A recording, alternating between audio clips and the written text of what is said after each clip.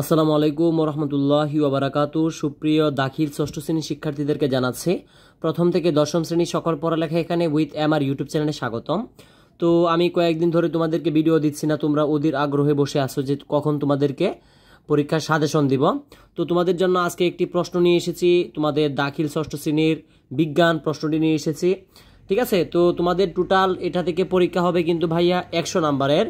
তো তার মধ্যে যে তোমাদের এমসিকিউ থাকবে, এমসিকিউ কিন্তু থাকে তোমাদের 30টা, অর্থাৎ বহু নির্বাচনী, এবং বাকি 20 নাম্বার থাকবে সংক্ষিপ্ত প্রশ্ন এবং সৃজনশীল থাকবে 50 নাম্বার। টোটাল তোমাদের ভাইয়া হচ্ছে কত?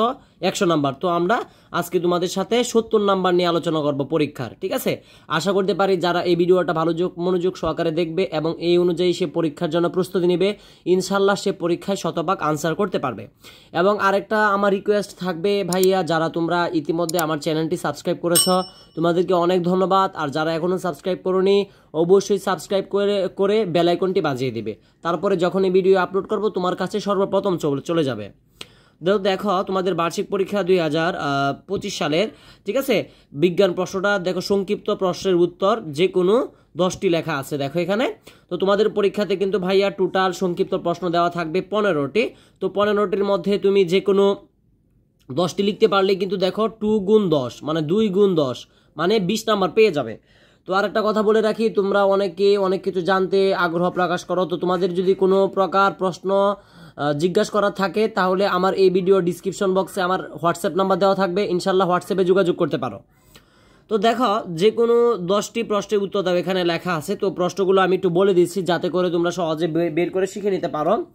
প্রশ্নগুলো দেখো, 1 নম্বরে এসেছে দ্রবণীয়তা বলতে কি বোঝায়, 2 নম্বরে এসেছে সাসপেনশন কাকে বলে, 3 নম্বরে এসেছে স্যালাইনের দ্রবণ একটি জলীয় দ্রবণ ব্যাখ্যা করো, 4 নম্বরে এসেছে দ্রবণ কাকে বলে, দ্রবণ ও মিশ্রণের মূল পার্থক্য কি, তারপরে দেখো তোমার 6 নম্বরে এসেছে যে আলোর 2টি বৈশিষ্ট্য লেখো, 7 নম্বরে এসেছে আলোক রশ্মি বলতে কি বোঝায়, 8 নম্বরে এসেছে আলোর প্রতিফলন কয় ধরনের এবং কি কি, 9 নম্বরে দেখো প্রতিবিম্ব কি বুঝিয়ে লেখো, 10 নম্বরে এসেছে পর্যায়বৃত্ত গতি কাকে বলে 2টি উদাহরণ দাও, 11 নম্বরে এসেছে দ্রুতি ও বেগের মধ্যে পার্থক্য কি, 12 নম্বরে এসেছে বল প্রয়োগে বস্তুর কি কি ধরনের পরিবর্তন হয়, 13 নম্বরে এসেছে সরল যন্ত্রের 5টি উদাহরণ দাও, 14 নম্বরে এসেছে মহাবিস্ফোরণ কি ব্যাখ্যা করো, এবং সর্বশেষ যেটা দেখা যাচ্ছে আয়োডিনের অভাবে কি রোগ হয় তা বর্ণনা করো। অর্থাৎ ভাইয়া তোমাদের মাথায় রাখতে হবে, তোমাদের এই সংক্ষিপ্ত প্রশ্নে 20-এ 20 পেতে হলে পরীক্ষা 15টা থেকে 10টা লিখলেই হবে ইনশাল্লাহ। ঠিক আছে, তো আমি বলবো তোমাদেরকে এইগুলো একটু কষ্ট করে শিখে নেবা ইনশাল্লাহ। এগুলো পড়লে ইনশাল্লাহ তোমরা পরীক্ষায় কমন পাবে, যে কোনো প্রতিষ্ঠানেরও হোক না কেন। তো আমরা ইতিমধ্যে তোমাদের সাথে 70 নাম্বারের মধ্যে আমরা 20 নাম্বার নিয়ে আলোচনা করেছি। এখন আমরা বাকি যে 50 নাম্বার আছে সৃজনশীল, এগুলো নিয়ে আলোচনা করব। তো দেখো যে কোনো 5টি প্রশ্নের উত্তর দাও। ঠিক আছে, তো তোমাদের পরীক্ষায় বলে রাখি আগেই, তোমাদের পরীক্ষাতে টোটাল সৃজনশীল দেওয়া থাকবে প্রশ্নে 8টির মধ্যে তুমি যে কোনো 5টি লিখতে পারলেই ভাইয়া তোমার সৃজনশীলের নাম্বার 50 তুমি পেয়ে যাবে, অর্থাৎ তুমি আনসার করতে পারবে। তো তোমাদেরকে আমি সৃজনশীলগুলো বলে দিচ্ছি, এগুলো একটু ভালো করে কষ্ট করে শিখে নিবা। ঠিক আছে, দেখো 1 নম্বর সৃজনশীলে এসেছে এই যে উদ্দীপকটা দেওয়া আছে, উদ্দীপকটা আমি আর পড়ছি না, এটা তোমরা নিচে পড়ে নিবা, শুধু ক আর খটা আমি বলে দিব। দেখো ক নাম্বার এসেছে মিশ্রণ কি, খ নাম্বার এসেছে পানিকে সার্বজনীন দ্রবক বলা হয় কেন। তো এগুলো তোমরা বইয়ের মধ্যে খুব সহজে পেয়ে যাবা। ঠিক আছে, তো দেখো ঘ নাম্বার এগুলো আছে, এগুলো তোমরা একটু দেখে নিবা। এছাড়াও যদি তোমরা আর কোন কোন বিষয়ে ক্লাস চাও অবশ্যই কমেন্টে জানাবে, ভিডিওর কমেন্টে জানিয়ে দিবে কোন কোন বিষয়ে তোমরা ক্লাস চাচ্ছ। তোমাদের ইতিমধ্যে বেশ কয়েকটা ক্লাস আমার ইউটিউব চ্যানেলে আছে, দেখে নিও। এবং আমি একটু আগে বলেছি তোমাদের যদি পরীক্ষা সংক্রান্ত, ঠিক আছে, বিস্তারিত কিছু জানতে ইচ্ছে হয় তো আমার এই ভিডিও ডিসক্রিপশন বক্সে হোয়াটসঅ্যাপ নাম্বার দেওয়া থাকবে ভাইয়া, তোমরা ভিডিওটা দেখে নিও। তারপরে দেখো 2 নাম্বার এসেছে ওষুধ খাওয়ানোর সময় আদিল প্রতিবারই লক্ষ্য করে মা ওষুধের বোতল ঝাঁকিয়ে নেন কিন্তু শুধু খাওয়ানোর সময় ঝাঁকান না। ঠিক আছে, তো এখানে আমি উদ্দীপকটা পড়ে দিলাম এটা। এখানে ক নাম্বার এসেছে ও সমস্ত মিশ্রণ কি, খ নাম্বার এসেছে দ্রবণীয়তা বলতে কি বোঝায়। এগুলো তোমরা বইয়ের কিন্তু এগুলো আছে গাইডে আরো সুন্দর করে এগুলো শিখে নিতে পারবা। 3 নাম্বার সৃজনশীলটা যেটা আছে এটা আমরা একটু উদ্দীপকটা পড়ি।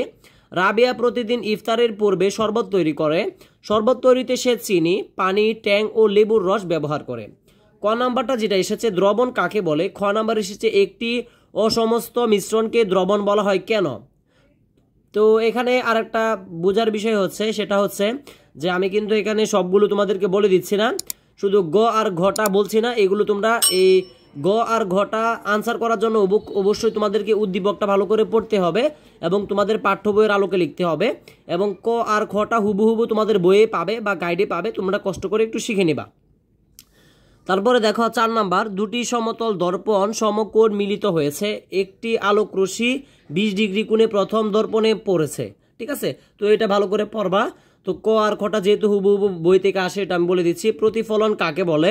খ নাম্বার এসেছে প্রতিফলনের নিয়মগুলো লিখো। ঠিক আছে, তো তারপরে দেখো 5 নাম্বারটা, নিচের চিত্র লক্ষ্য করো এবং প্রশ্নগুলোর উত্তর দাও। অর্থাৎ এই চিত্রটা বলেছে যে ভালো করে লক্ষ্য করার জন্য, এবং ক নাম্বার এসেছে দর্পণ কি, খ নাম্বার এসেছে নিয়মিত ও ব্যাপ্ত প্রতিফলনের মধ্যে দুইটি পার্থক্য লিখো।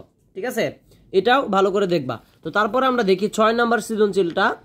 দেখো 6 নাম্বার সৃজনশীলে এসেছে খুশবু, হৃদিতা ও সদ্দিচ্ছা বাড়ি থেকে স্কুলে রওনা হলো। স্কুলের পৌঁছাতে খুশবুর 15 মিনিট, হৃদিতার 20 মিনিট এবং সদ্দিচার 30 মিনিট সময় লাগলো।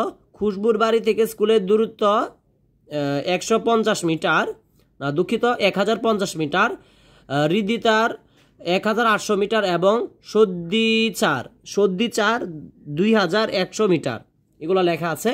তো আমরা ক নাম্বারটা দেখি, পর্যায়বৃত্ত গতি কাকে বলে? খ নাম্বার, দেয়াল ঘড়ির লোকের গতি কি ধরনের গতি ব্যাখ্যা করো।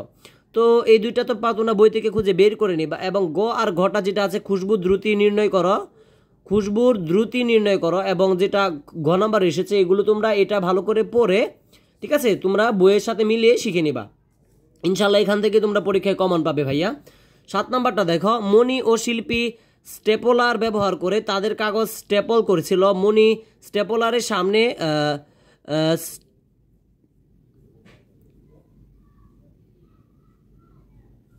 স্টেপলারের সামনে অংশ চাপ দিয়ে কাজ করছে, অন্যদিকে শিল্পী স্টেপলারের মাঝখানে চাপ দিয়ে কাজ করছে। তো এইগুলা খুবই সহজ একটা সৃজনশীল। গ আর ঘটা অর্থাৎ স্টেপলারের কথা বলা হচ্ছে এখানে, যে ক আর খটা একটু লিভার কি এটা খুব সহজে শিখে নিতে পারবা। খ নাম্বার, কিভাবে 3য় শ্রেণীর লিভারের যান্ত্রিক সুবিধা বৃদ্ধি করা যায়, এটা দেখবা। তো সর্বশেষ সৃজনশীল তোমাদের পরীক্ষায় থাকবে, নিচের চিত্রটি লক্ষ্য করো। এই দেখো পি কিউ আর দেওয়া আছে। তো এখানে আমরা দেখি পৃথিবীর অভ্যন্তরে 3টি মূল ভাগ বা স্তর, এটা মানে বুঝাচ্ছে আর কি। তো ক নাম্বার এসেছে ভূত্বক কি? খ নাম্বার এসেছে আগ্নেয়গিরির উদগীরণ বলতে কি বোঝায়। ঠিক আছে, তো গ এবং ঘ দেখো আর দেওয়া আছে, আর অংশটি মানে এটি, পি কিউ মানে পি কিউ অংশটি গঠন করে তা বিশ্লেষণ করো। ঠিক আছে, তো তোমাদের সাথে মোটামুটি আলোচনা করেছি তোমাদের পরীক্ষা যে 70 নাম্বার থাকবে এমসিকিউ বাদে, সেগুলো নিয়ে। এগুলো পড়লে ইনশাল্লাহ তোমরা পরীক্ষায় কমন পাবে 100%। তো যারা চ্যানেলে নতুন ছিল অবশ্যই চ্যানেলটিতে একটি লাইক দিয়ে চ্যানেলটি সাবস্ক্রাইব করে পাশে থাকবে। আসসালামু আলাইকুম ওয়া রাহমাতুল্লাহি ওয়া বারাকাতুহু।